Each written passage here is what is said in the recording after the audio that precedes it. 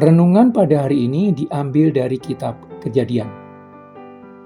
Demikian firman Tuhan yang disampaikan di dalam Kejadian 14 ayat 13 sampai 16.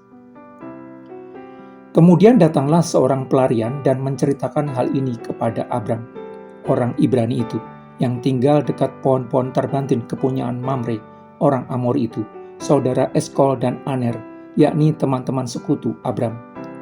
Ketika Abram mendengar bahwa anak saudaranya tertawan, maka dikerahkannya lah orang-orangnya yang terlatih, yakni mereka yang lahir di rumahnya, 318 orang banyaknya, lalu mengejar musuh sampai ke Dan.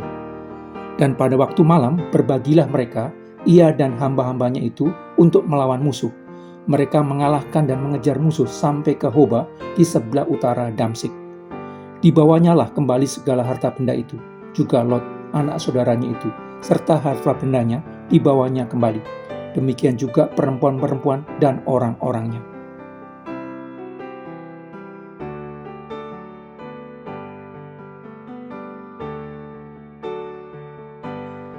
Abram dan Lot yang telah meninggalkan kampung halaman mereka di Ur-Kasdim hasil dari menaati perintah Tuhan untuk pergi ke negeri yang akan ditunjukkan Tuhan kepada Abram, memiliki banyak harta benda berupa domba dan lembu. Banyaknya harta benda yang mereka miliki menunjukkan pemeliharaan dan berkat Tuhan bagi mereka. Pemberian berkat materi dari Tuhan diberikan di sepanjang perjalanan Abram dan Lot berjalan bersama Tuhan menuju tempat yang Tuhan kehendaki. Berkat materi itu merupakan sarana pemeliharaan dari Tuhan bagi Abram dan Lot selama mengerjakan kehendak Tuhan, bukan tujuan dari perjalanan itu sendiri.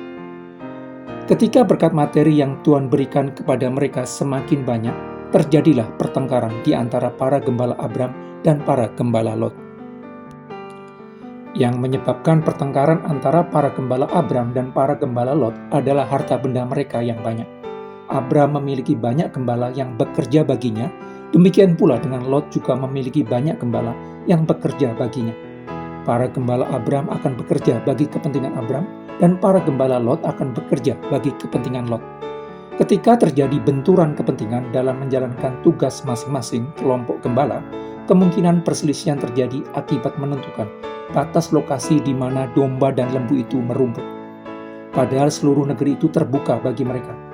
Batas lokasi yang mereka tentukan sebagai wilayah mereka adalah batas imajiner, karena negeri itu bukan milik Abram maupun Lot.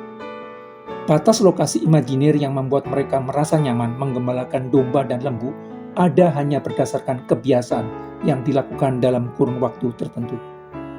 Ketika zona nyaman itu dilanggar oleh orang lain, mereka menjadi tidak nyaman. Ketika mereka menjadi tidak nyaman, mereka bertengkar. Untuk mengakhiri pertengkaran di antara mereka, Abram meminta supaya mereka berpisah. Bertahun kemudian setelah pertengkaran dan perpisahan mereka, Abram mendengar bahwa Lot dan keluarganya ditawan Kedorlaomer, musuh kerajaan kota Sodom di mana Lot tinggal. Abram mengambil keputusan untuk mengerahkan orang-orang yang berada di rumahnya untuk menolong Lot. Itulah kasih. Kasih merupakan keputusan dan tindakan untuk melakukan hal baik sebagai hasil dari kesadaran bahwa Allah telah terlebih dulu melakukan hal yang begitu baik kepada orang-orang yang membencinya. Kasih merupakan kehendak untuk meneladani tindakan baik sama yang telah dilakukan Allah kepada orang-orang yang terus-menerus menentangnya. Kasih menunjukkan kehendak hati yang selalu menginginkan kebaikan orang lain tanpa peduli apa yang dilakukan orang itu. Kehendak untuk memberi tanpa mengharapkan balasan dan tidak mempertimbangkan nilai pemberiannya. Kasih berkaitan erat dengan perbuatan. Kasih kepada orang lain harus diwujudkan di dalam tindakan nyata, bukan hanya perasaan atau perkataan. Kasih lebih merupakan suatu pilihan tindakan daripada emosi. Tanpa perbuatan baik yang digerakkan oleh motivasi baik, tidak mungkin orang percaya bisa membuktikan memiliki kasih. Tindakan baik yang digerakkan oleh motivasi baik menunjukkan adanya kasih di dalam diri orang percaya. Keputusan Abram menolong Lot membuktikan bahwa Abram tidak iri terhadap ternak Lot yang banyak. Keputusan Abram menolong Lot membuktikan bahwa Abram tidak menginginkan ternak Lot yang banyak. Keputusan Abram tidak digerakkan oleh keinginan memperoleh keuntungan dari situasi berbahaya yang dialami Lot dan penduduk Sodom. Keputusan Abram digerakkan oleh kepeduliannya kepada kerabatnya yang sedang mengalami musibah. Di antara orang percaya memang harus saling peduli. Di antara orang percaya memang harus saling menolong untuk meringankan beban yang ditanggung saudaranya. Abram mengerahkan sumber daya yang dimilikinya, orang-orang yang berada di rumahnya, untuk menolong Lot dan penduduk kota Sodom yang ditawan musuh. Abram juga telah melatih orang-orangnya yang sebenarnya bekerja sebagai penggembala untuk melakukan tugas yang terkait dengan keamanan. Pelatihan tersebut terbukti berguna pada saat diperlukan, seperti saat Abram memutuskan untuk menolong penduduk Sodom. Untuk membebaskan Lot dan penduduk Sodom, Abram tidak menyerang pasukan Kedorlaomer secara frontal begitu saja.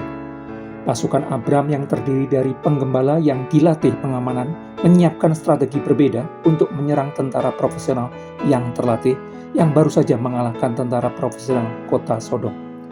Abram memilih menyerang pada waktu malam dengan membagi pasukannya ke dalam beberapa kelompok.